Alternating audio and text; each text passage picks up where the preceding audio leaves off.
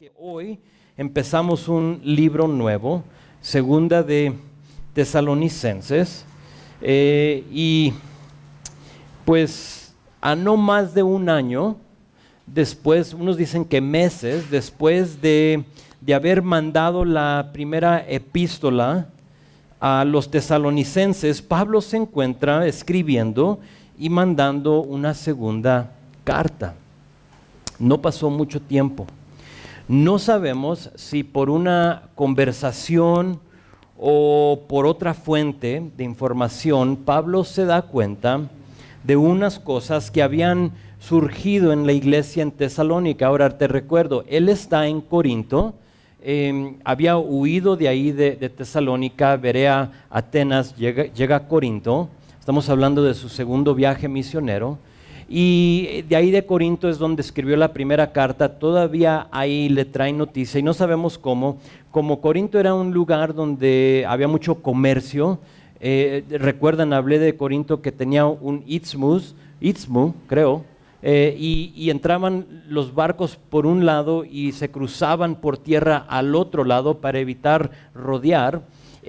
Pasaba un montón de gente. Tesalónica también era un centro muy comercial, estaba en la ruta egnacia que juntaba a Europa con el otro lado del mundo. Entonces podía haber sido que llegó gente, él escuchó cosas de lo que estaba pasando ahí, pero es entendido que estaba circulando una carta en la iglesia en Tesalónica escrita por el apóstol Pablo que decía que el rapto ya había llegado, que ellos se lo habían perdido porque obviamente todavía estaban ahí en Tesalónica. Entonces esta iglesia decía, nos perdimos del rapto, o sea, no puede ser.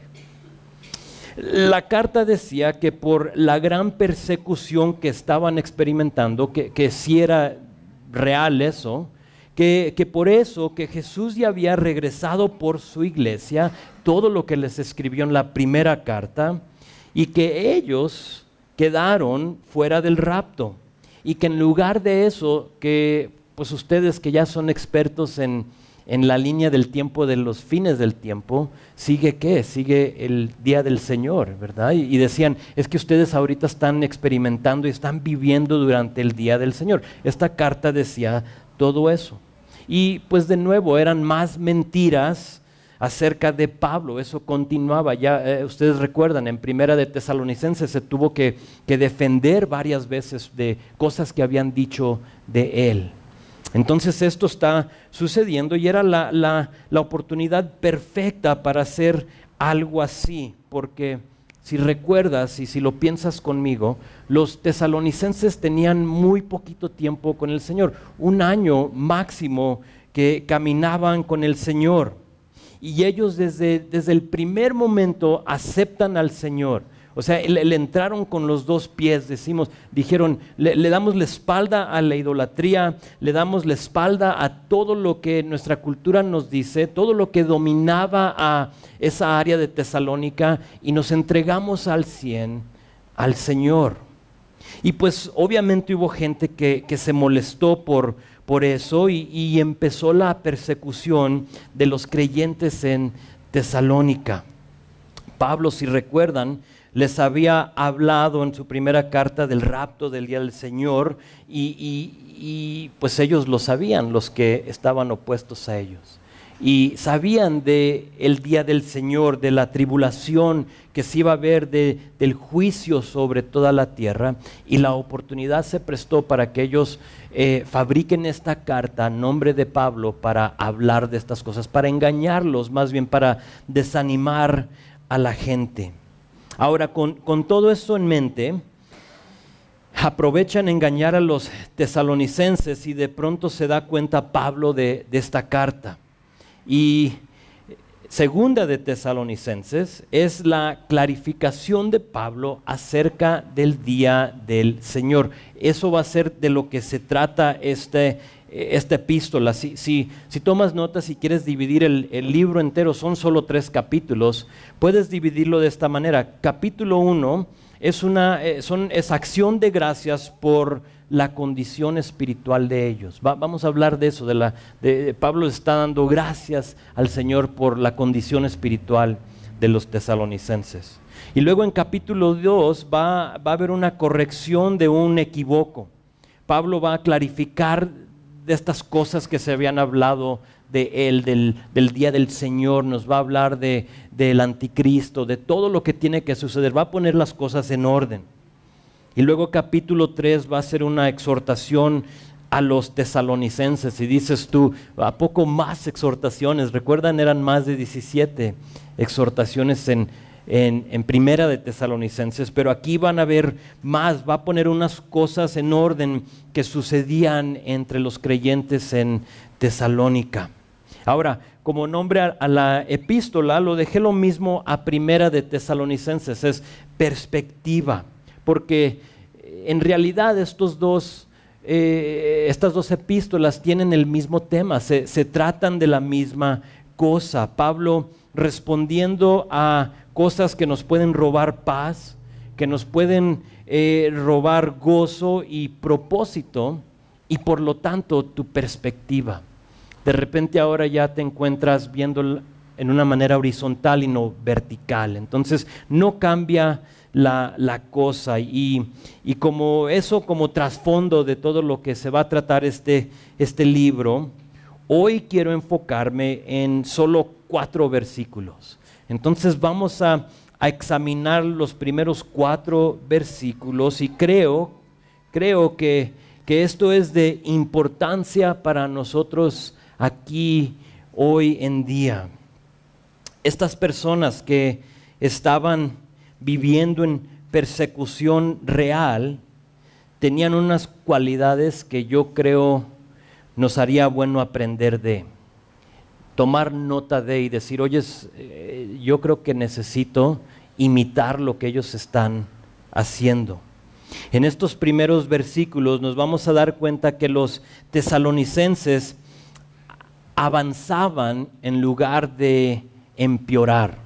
De hecho, si tomas notas, ese es el título de nuestro mensaje. Es una pregunta: ¿avanzando o empeorando? Avanzando o empeorando. Y no lo voy a dividir en 3 partes, como lo hago usualmente, sino que quiero ver 3 características de los tesalonicenses que nos van a hablar en estos 4 versículos. El primero es que tenían una fe que crece, o crecía, una fe que crecía. Tenían un amor que abunda, y tenían una paciencia que perdura. Y vamos a examinar esas 3 cosas, pero entonces vamos a ver, versículo 1 es como la salutación. Dice esto, dice: Pablo, Silvano y Timoteo, a la iglesia de los tesalonicenses en Dios nuestro Padre y en el Señor Jesucristo. Esta carta fue escrita por Pablo con el apoyo, como la primera de Silvano, que sabemos es el nombre largo para Silas, es el mismo Silas que lo acompañaba desde Antioquía de Siria, y Timoteo. Timoteo, sabemos, es el joven con el que se topa Pablo en Listra y lo invita, o sea, ve cualidades en su vida, ve que este hombre joven tiene algo que ofrecerle a los demás, y dice: ven, únete a nuestro equipo, y se une Timoteo, y son los 3 que escriben esta carta a Pablo con la ayuda de estos 2 hombres, y la epístola se le escribe a la iglesia de Tesalónica, y luego dice que está en Dios nuestro Padre y en el Señor Jesucristo. Quiero que noten 2 palabras muy importantes aquí. Dice que está en Dios, Theos es la palabra en griego Dios, y Señor Jesucristo. Señor es kurias, la palabra en el griego, que vienen siendo la misma cosa.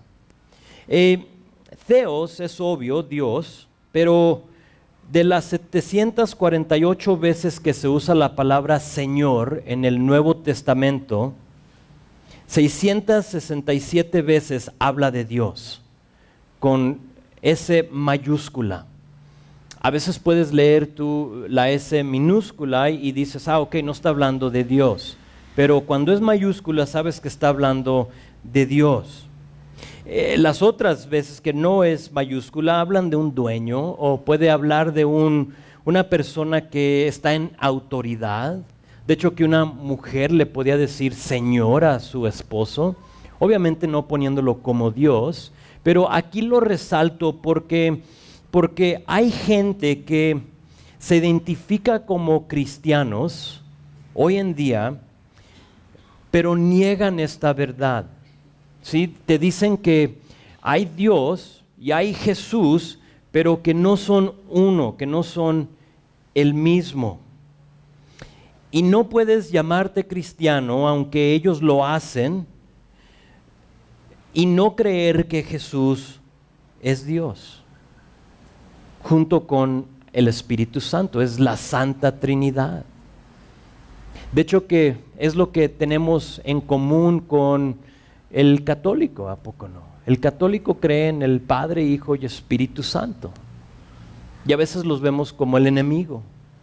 Pero sabes, hay aquellos que te tocan y te dicen, sí, somos cristianos, venimos en el nombre de Jesús, pero si les preguntas que quién es Jesús, te empiezan a decir, no, pues es que Jesús es el hermano de Satanás. Ah, caray, ¿y eso de dónde? Y te empiezan a citar ciertas cosas. O si les preguntas si Jesús quién es, no, pues es el arcángel Miguel. Te sugieren otros. Aquí en una manera muy simple, Pablo usa la misma palabra para describir a Dios y a Jesús. Es Dios y Señor, es el mismo. Que no te confundan, ¿sí? No dejes que te engañen.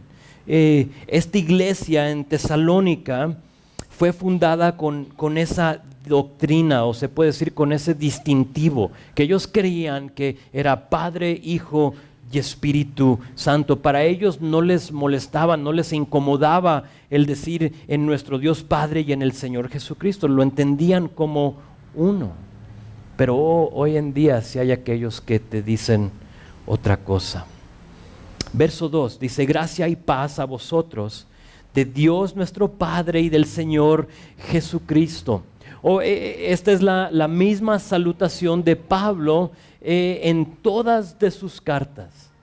Si lees las cartas que ha escrito Pablo, todas va a decir lo mismo, gracia y paz a vosotros, y siempre en ese orden. Ahora si por algo no estuviste cuando vimos este mismo texto en Primera de Tesalonicenses, lo voy a decir rápido porque se me hace importante, pero siempre vas a ver gracia antes de paz, porque nunca puedes experimentar paz verdadera hasta que hayas experimentado la gracia de Dios. No funciona de ninguna otra manera. No puedes tú primero buscar paz y luego la gracia de Dios. No se vale, no funciona. A los efesios, Pablo después les va a decir, por gracia ustedes han sido salvados mediante la fe. Paz jamás la vas a encontrar aparte de la gracia de Dios. Siempre van ligadas esas dos cosas. Gracia y paz. Y no sé en qué has buscado paz tú. Si es algo aparte de Dios. Vi una publicación, no recuerdo si era un blog o qué fue, de una persona que hizo una lista de las cosas que le traen paz a ella. Creo que era una mujer. Y fueron como 20 cosas, pero algunas de ellas fueron estas. Para obtener paz, dice ella, que deberías de meditar diario. Y así lo deja, o sea, punto. Pero pregunto, ¿meditar en qué? ¿Verdad? ¿En tu ombligo? Porque en yoga eso hace, ¿no? O sea, enfócate en tu ombligo y luego vas a encontrar una paz. Y dices, ay, no, es que pues, hasta telarañas tengo ahí, o sea que voy a estar enfocándome en el ombligo. Pero dice meditar diario, y luego dice, lee algo inspirador cada mañana. Dice, pasa tiempo en la naturaleza. Dice, lee buenas noticias. Y luego te da como 2 citas de sitios web donde tú puedes ir a leer puras buenas noticias. O sea, ahí no te van a hablar de los asesinatos, del que atropellaron. O sea, ahí vas a leer puras cosas buenas. Y dice, lee eso para que tú tengas paz. Dice, haz un esfuerzo consciente para irradiar una energía de serenidad y paz. Y luego termina con una cita de Dalai Lama. Dice, nunca podremos obtener la paz en el mundo, este es Dalai Lama hablando, si descuidamos el mundo interior y no hacemos la paz con nosotros mismos. La paz mundial debe desarrollarse a partir de la paz interior. Y sabes, yo no estoy nada de acuerdo con eso. O sea, ¿de veras? O sea, ¿paz conmigo? ¿Así es como voy a encontrar yo paz? La paz solo se va a encontrar cuando hagamos paz con Dios y no con uno mismo.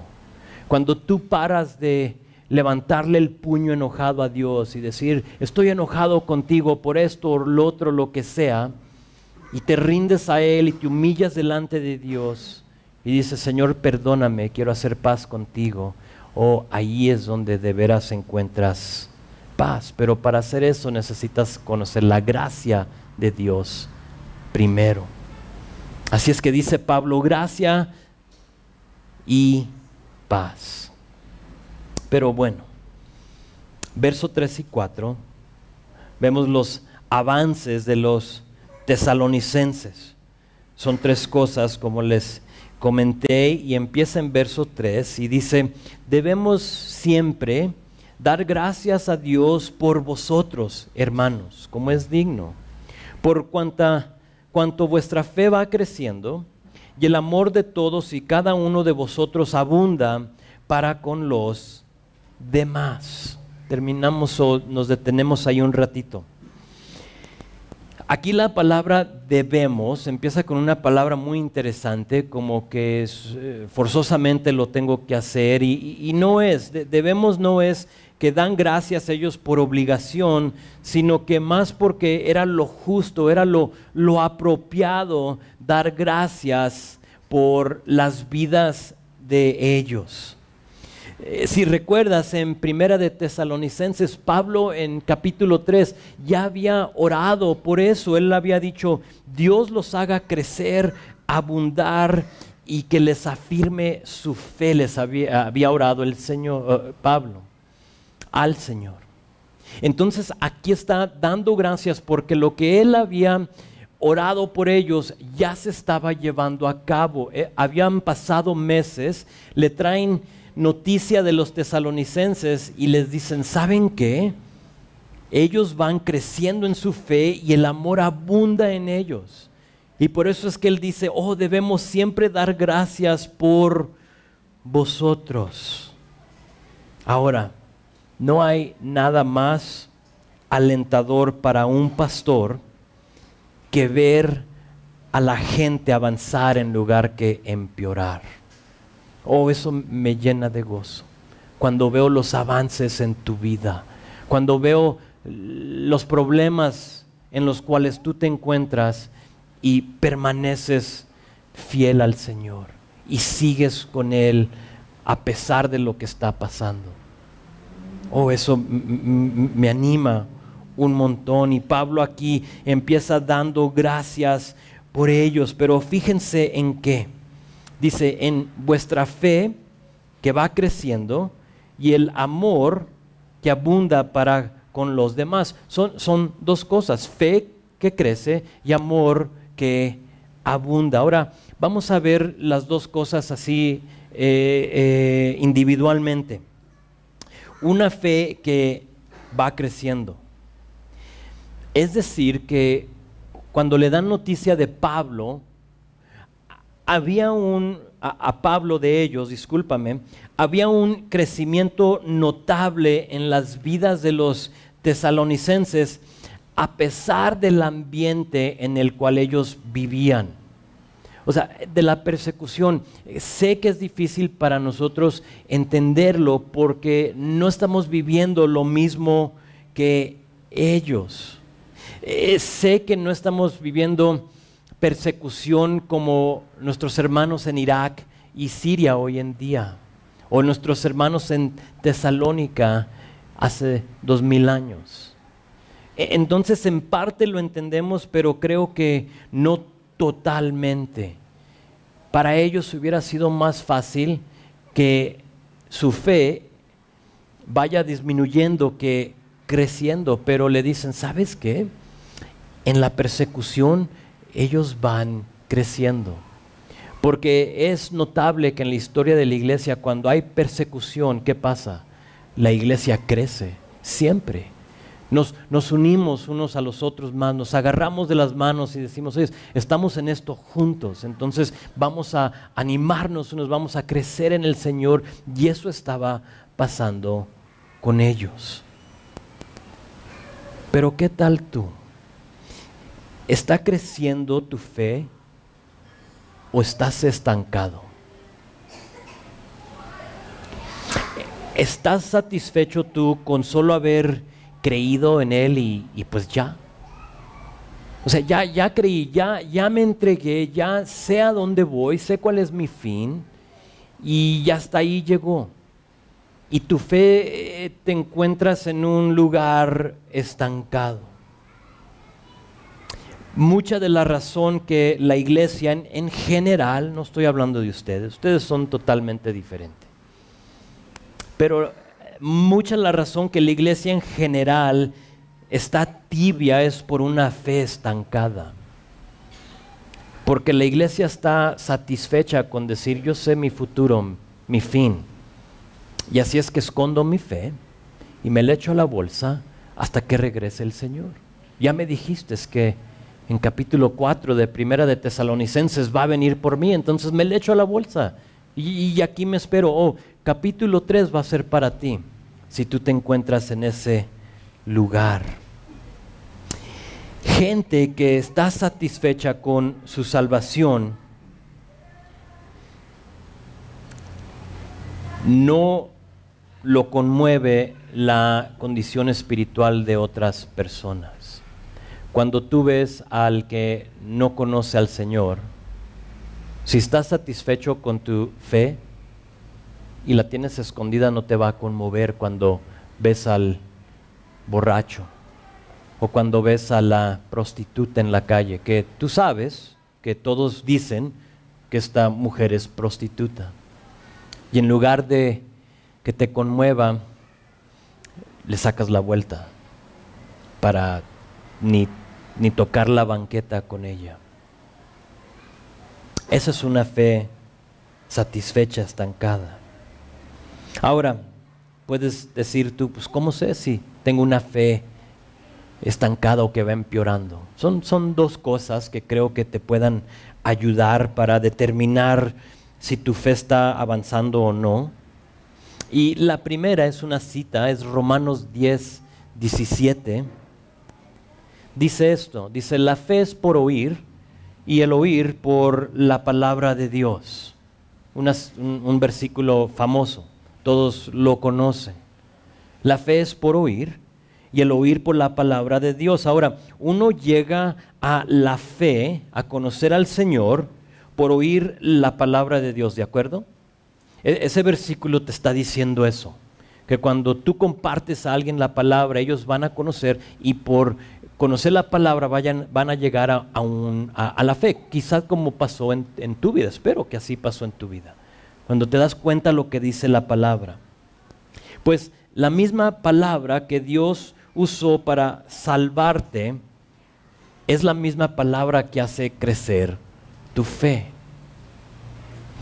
Si quieres que tu fe avance, necesitas estar continuamente, escúchame bien, continuamente proponiendo en tu corazón que vas a poner a su palabra como lo primordial en su vida, en tu vida. Ya van 2 domingos que hablo de la misma cosa, ya tenía rato sin comentarlo, pero creo que Dios nos está tratando de decir algo. porque creo que aquí entre de nosotros, y no estoy para regañar a nadie, pero creo que aquí entre de nosotros hay aquellos que están estancados en su fe. Y no toman la palabra, la misma palabra que usó Dios para salvarte, ya no la usas para avanzar tu fe. ¿Sabes que no fue hasta que Daniel propuso no comer de la mesa del rey que su fe creció? Daniel capítulo 1. Dice que él propuso en su corazón. No fue hasta que Job propuso en su corazón no ver a otra mujer que no era su esposa que avanzó su fe. La palabra clave que te estoy dando aquí es propuso, es proponer, es decir, lo voy a hacer. Tengo, ¿qué serán? 3 meses corriendo. Me encanta correr, pero ahora me estoy dando cuenta que me encantaba correr cuando tenía 18 años. Ya ahora a los 44 no me gusta correr tanto como lo que pensaba. Pero hace 3 meses propuse en mi corazón, porque me sentía cansado todo el tiempo. O sea, despertaba en la mañana cansado y dije, oye, pues no se vale, ni hago nada. Y pensé que parte de mi problema era el ejercicio, y sí lo es. Pero propuse en mi corazón hace 3 meses correr 3 veces por semana, que es todo lo que aguanto ahorita. Mis rodillas no pueden con más. Pero, híjole, pasó el primer mes y como que estaba yo pues listo y me paraba cada mañana y corría, y el siguiente día corría un poquito más, y el segundo mes más, y ahora como que me toca correr mañana y ya estoy pensando, híjole, no me quiero parar en la mañana. Es que duele, me cuesta pararme, correr, sudar, soportar el dolor de mis rodillas y lo demás por hacer ese ejercicio. Mi punto es este, que el proponer en tu corazón, estudiar la palabra, que sea lo primordial para que avance tu fe, te va a costar poquito.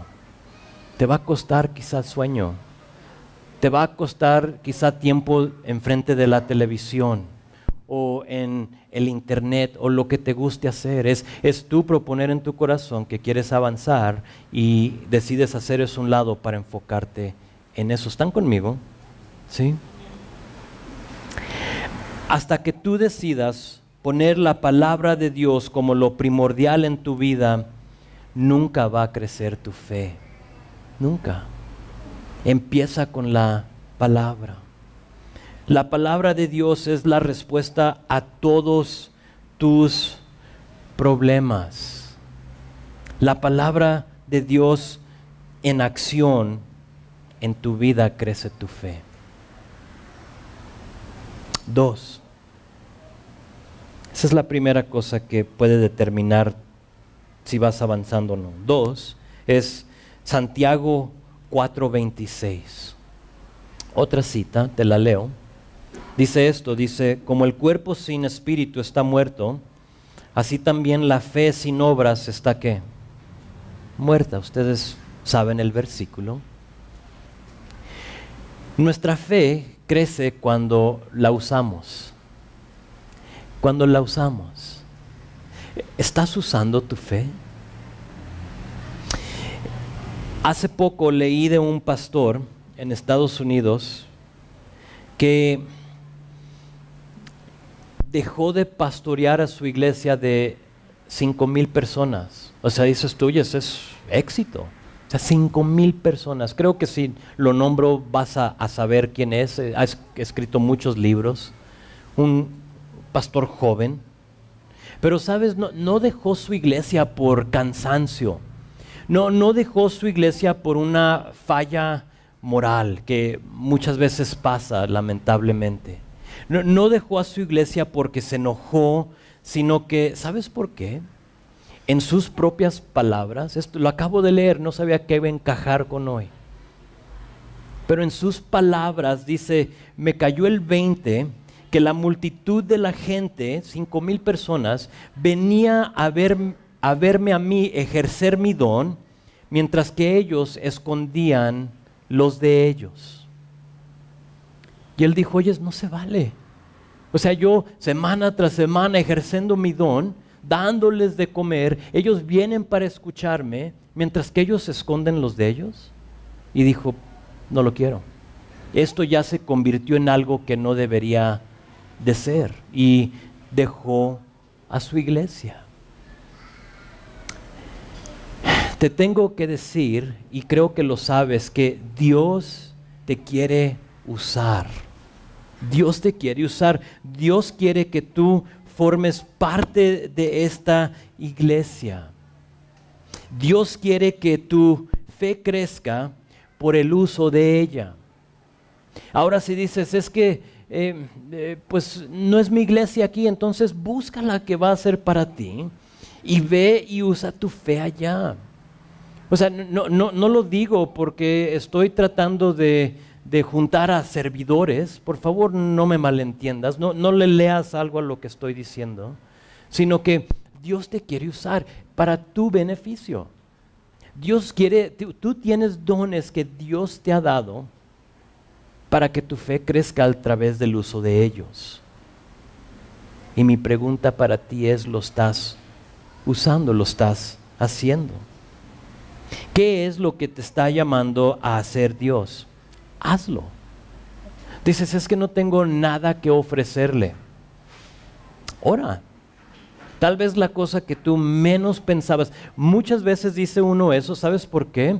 Porque sabes lo que Dios, cómo Dios te ha compuesto y hecho y qué son las cosas que Él te ha dado, pero te da un temor usarlo. Y dices, jamás me voy a parar yo delante de la gente. ¿Sabes que eso lo dije yo hace 20 años? Jamás. Ustedes saben mi historia. Pero ahora no puedo hacer ninguna otra cosa más lo que Él me ha llamado a hacer. Y cada vez trato de refinar ese don que siento que Él me ha dado. Tú dices, hermano, no te lo ha dado. Mejor siéntate, no te creas. Bueno, dime, Señor, si no, si me siento. Úsalo. No tenemos que ir a Siria o a Irak como Gaby Cano para ejercer nuestros dones espirituales. ¿Sabías que aquí lo puedes hacer? ¿Sabías que vives en el estado de toda la República de México con el porcentaje más bajo de evangélicos? El 2.8% de la gente que compone todo el estado de Guanajuato son evangélicos. Tenemos un campo misionero aquí, grande, grandísimo. Y Dios te quiere usar para alcanzarlos. No sé cómo. Quizás es ir a un asilo, como lo está haciendo Gaby. Quizás es ir al hospital a decir, pues yo quiero aquí compartir con la gente. Quizás es evangelización a aire abierto en el centro. Yo no sé. Lo que Dios te diga a hacer. Quizá tú formas parte del grupo de alabanza, o sea, tal vez. O con los jóvenes, o con los niños. O sea, hay una multitud de cosas que puedes hacer y que Dios lo usa para crecer tu fe. Ahora, con todo amor y sin querer ofender a nadie, y porque algunos de ustedes, conozco tu historia quizá, y a otros no, pero sé de que vienes tal vez de otra iglesia. Es posible que tú no estás ejerciendo tu don por haber sido lastimado en otro lugar. Alguien te lastimó, alguien te dijo algo, alguien no sé, hubo una bronca contigo y con el liderazgo de otra iglesia o lo que sea, y no ejerces tu don. Dices, no, es que pues le saco, que si me pasa lo mismo aquí. Te quiero decir algo muy importante, el enemigo te tiene exactamente donde él te quiere. Exactamente donde no ejerces tu don. Y por lo tanto no crece tu fe. Dios quiere que tu fe crezca a través del uso. Si has sido lastimado, te animo a que arregles esas cosas en tu corazón. Normalmente es donde empieza. Normalmente es una falta de perdón de la otra persona. Y decir, Señor, ayúdame a avanzar. Ya no quiero esconder mi don. Avanza tu fe. Pues estos tesalonicenses crecían en su fe, me encanta. Y pues la segunda cosa es que dice que tenían un amor que abundaba. La palabra abundar es la misma palabra o da la idea de inundar algo. ¿Sí? Si digo inundar, sí te viene a la mente algo. Te pinto un cuadro. Crecí yo y mi papá trabajó en la labor toda su vida y en un tiempo vivimos en unas huertas de nogales. ¿Sí ubican el nogal, el árbol nogal, da nuez? O sea, eran miles de acres. Y a él parte de lo que él hacía era regaba los acres, los nogales. Y todavía recuerdo cuando le subían a la compuerta, o sea, era algo antiguo, ¿no? Entonces le daban vuelta a la compuerta y subía a la compuerta para dejar entrar el agua. Y yo todavía recuerdo que estaba seco y luego de repente ahí venía el agua y venía y inundaba todo el piso, toda la tierra. Esa es la imagen que nos está dando aquí Pablo. Tenían un amor que abundaba, que inundaba a todo al que estaba a su alrededor. ¿Eso describe tu vida? ¿Tu vida inunda a los demás con amor, a punto de ahogarlos? No literalmente. Pablo dice, el amor que tienen uno para con el otro avanza y inunda. Ese amor del cual habla aquí Pablo se define como una afección sin reservación. Es un amor superabundante, que no tiene límites, que es un amor que no dice, ya me lastimaste, entonces yo te voy a tener hasta aquí. Algunos de ustedes tienen a la gente, en inglés se dice at arm's length, a esta distancia, o sea, no llegas solamente hasta aquí. Si te permito a que entres más cerca, voy a tal vez permitir que tú me lastimes, entonces mejor te tengo hacia aquí. ¿Sí me explico? Y eso no deja que tu amor abunde. Eso no deja que tu amor inunde a los demás. Lo interesante es que este amor que abunda, del cual habla aquí Pablo, ese tipo de amor se presta a ser lastimado y aprovechado de, que creo que a ninguno de nosotros nos gusta. Y si alguien se ha aprovechado de ti, si alguien ha abusado de tu amor, tú probablemente estás aquí esta mañana con la gente a esta distancia. Tienes un círculo alrededor de ti. Y dices, por algo que me pasó, yo no voy a permitir a que nadie entre y que yo le pueda contagiar con este amor que tengo en el Señor.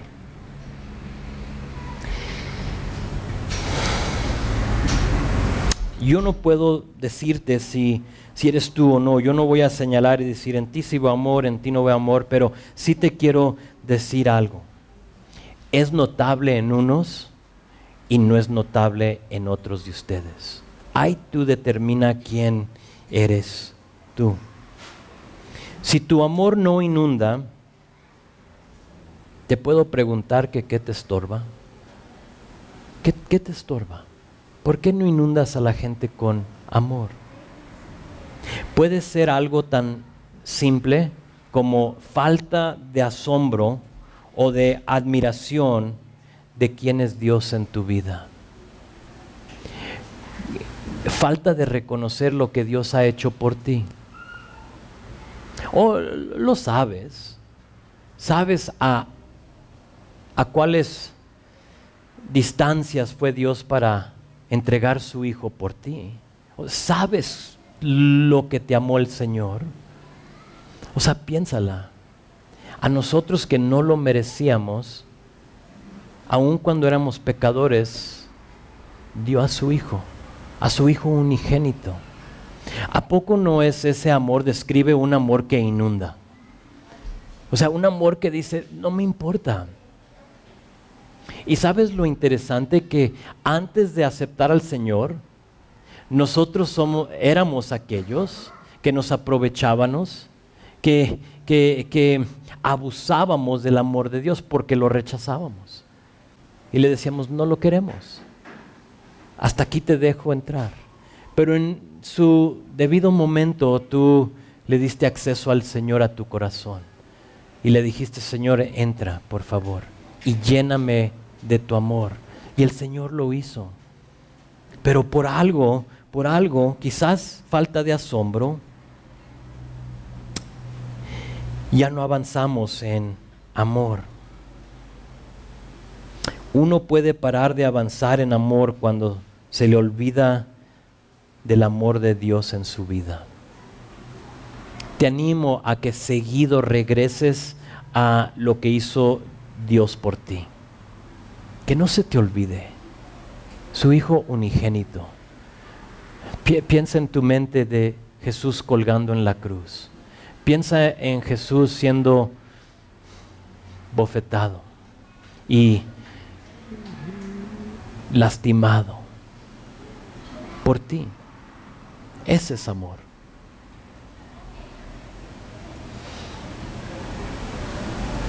Ahora, yo quiero que seamos la iglesia más amorosa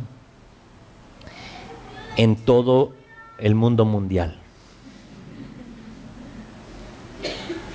Pero para lograrlo se va a requerir unas cosas de nosotros. ¿Sabes lo que va a tener que pasar? Vamos a tener que modificar unas cosas en nuestro modo de pensar. Porque a veces no damos amor porque somos muy aptos a decir, pues nadie me saludó, nadie se me acerca, nadie se preocupa de mí. O sea, yo llego y salgo y que no ven mi cara donde yo necesito que tú me hables y nadie me habló. Y entras con esa expectativa y sales decepcionado porque no encontraste amor aquí en este lugar.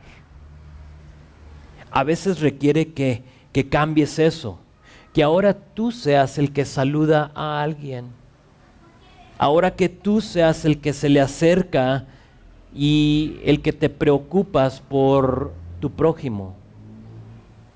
Quizá tú entraste aquí así de esa manera esta mañana. Yo vengo súper necesitado, Señor. Y luego nadie te hace caso, no porque no te quieren, sino porque se les pasó. Y sales de aquí molesto, cuando Dios te podía haber usado para que tu amor inunde a los demás.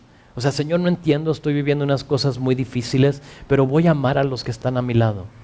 Y luego en lugar de que digas, espero que me noten, que estoy triste, hasta tengo lágrimas, no me ven, que tú en lugar busques a esa persona y digas, ¿a quién me le puedo arrimar? O sea, necesitamos modificar las cosas poquito, ¿no? Llegamos con una expectativa y no se cumple y por lo tanto no avanzamos en amor. Para de ser la víctima y empieza a ser parte de la solución. Lo digo en amor.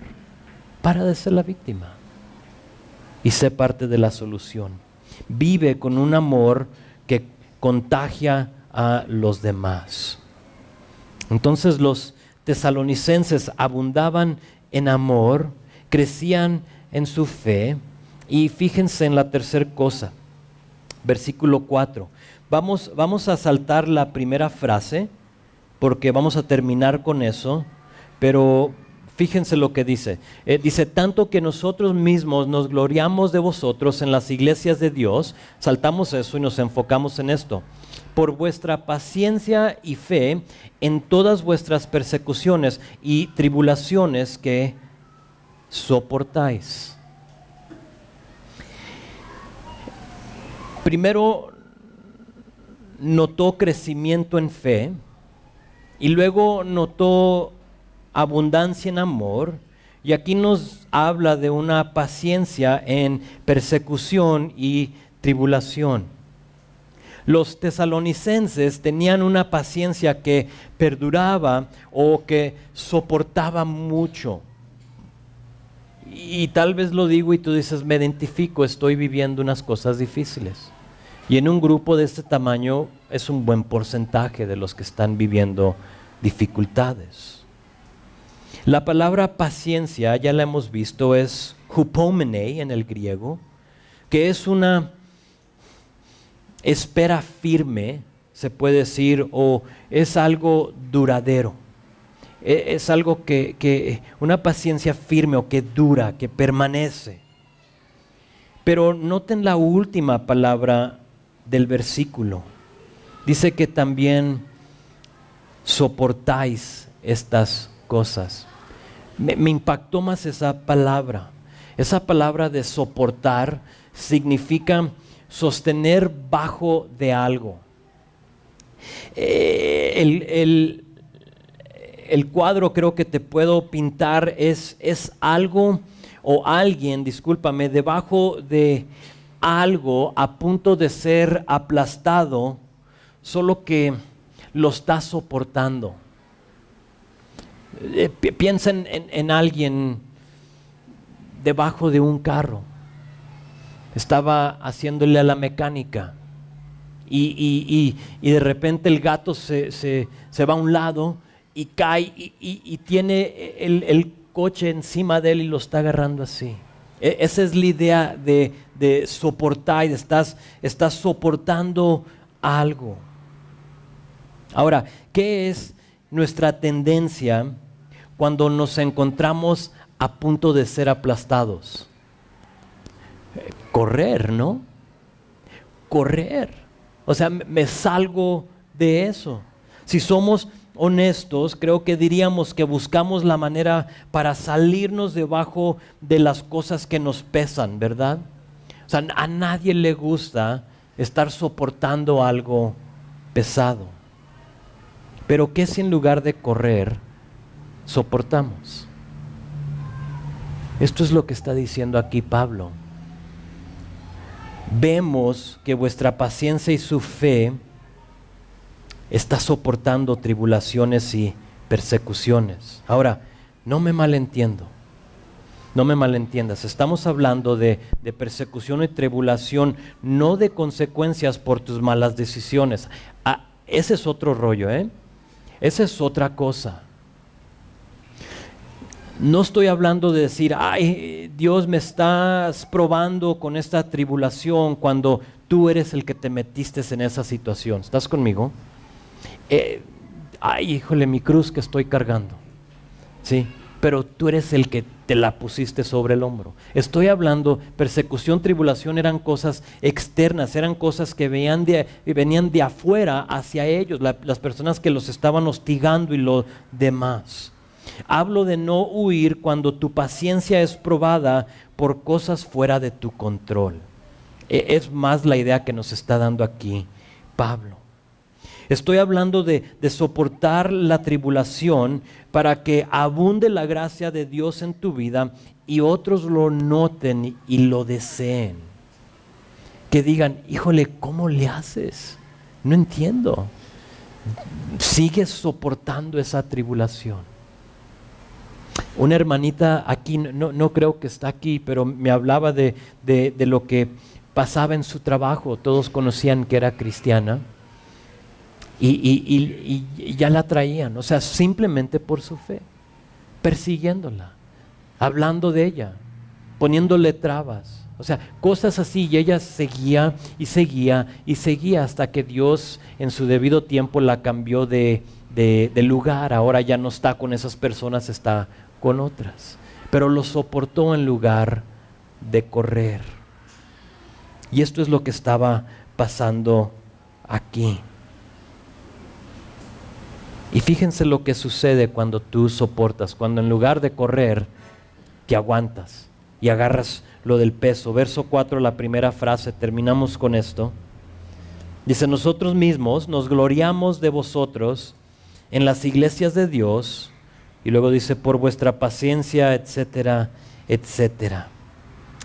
El crecimiento de la fe, el punto de todo mi mensaje de avanzar en lugar de empeorar, es que el crecimiento de la fe, la abundancia de amor en tu vida, la paciencia bajo dificultad impacta a los demás.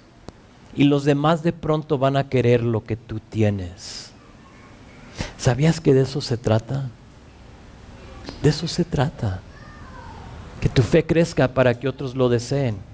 Que tu amor abunde para que otros digan, no entiendo cómo puedes amar de esa manera. Ayer estaba en la ferretería y desde que me subí al coche, me debería de haber metido otra vez a la casa, porque es una de esas veces que te subes y dices, híjole, todo me está probando. Pero llegué a la ferretería y ahí no hay como que toma un número, ¿no? Sino que es nomás, pues el que llega primero, ¿no? Eso pensé yo. Y llego yo y los que están atendiendo eran 3, ya estaban atendiendo a otras personas y llego yo y pues veo que soy el único esperando y digo, pues excelente, yo sigo. Llega otro hombre, me ve, traigo mis cosas que voy a, que busco, ¿no? O sea, o él ve que yo estoy esperando, me ve y se arrima.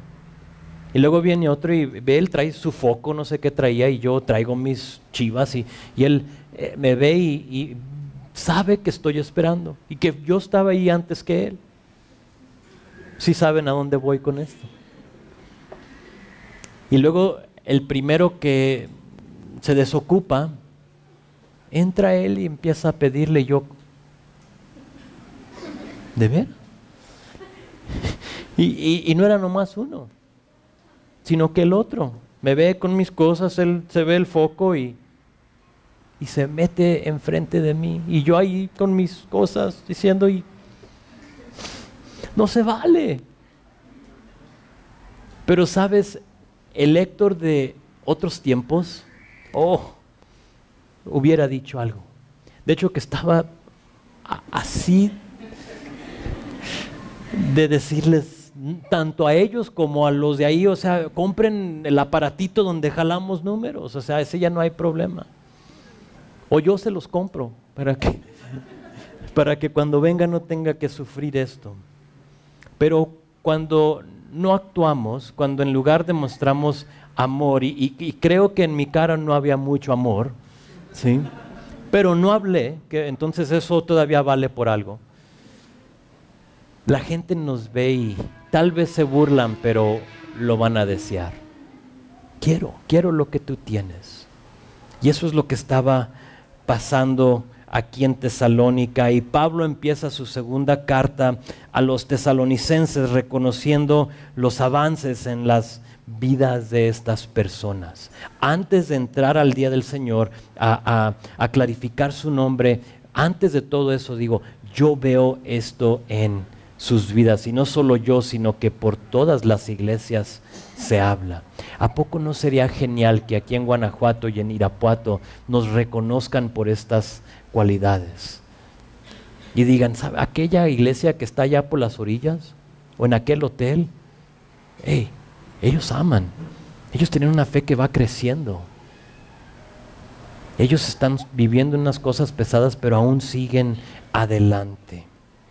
Ahora, lo digo una vez más, y cierro, no sé si quieres pasar, Che. El tiempo es corto, Jesús regresa pronto. ¿Vas avanzando o empeorando en tu caminar con Jesús? Si le daban un reporte a Pablo de tu vida, ¿qué le dirían de tu fe, de tu amor y de tu paciencia? te importa. Porque le pueden dar un reporte no muy bueno y que no te importe, pero la pregunta realmente es, ¿te importa lo que se diga de tu fe, amor y paciencia? Tenemos una gran responsabilidad, un gran privilegio como la iglesia de impactar a nuestro mundo. Pero para tener impacto requiere que nuestro enfoque cambie de lo mío, de lo mí, de lo yo, a lo tú, ellos, ustedes. Donde ya esas barreras y esos muros que tienes que divide tu amor, o las cosas que te impiden crecer en tu fe, que tú las elimines y digas, Señor, empiezo de nuevo. ¿Qué vas a hacer? ¿Qué quiere hacer Dios con tu vida? Pues te animo a que intencionalmente crezcas tu fe, busques abundar en amor y ya no reniegues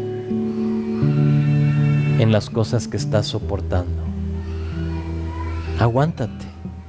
Toma el ejemplo de los tesalonicenses y mide tu vida con la de ellos. Se puede decir lo mismo de ti.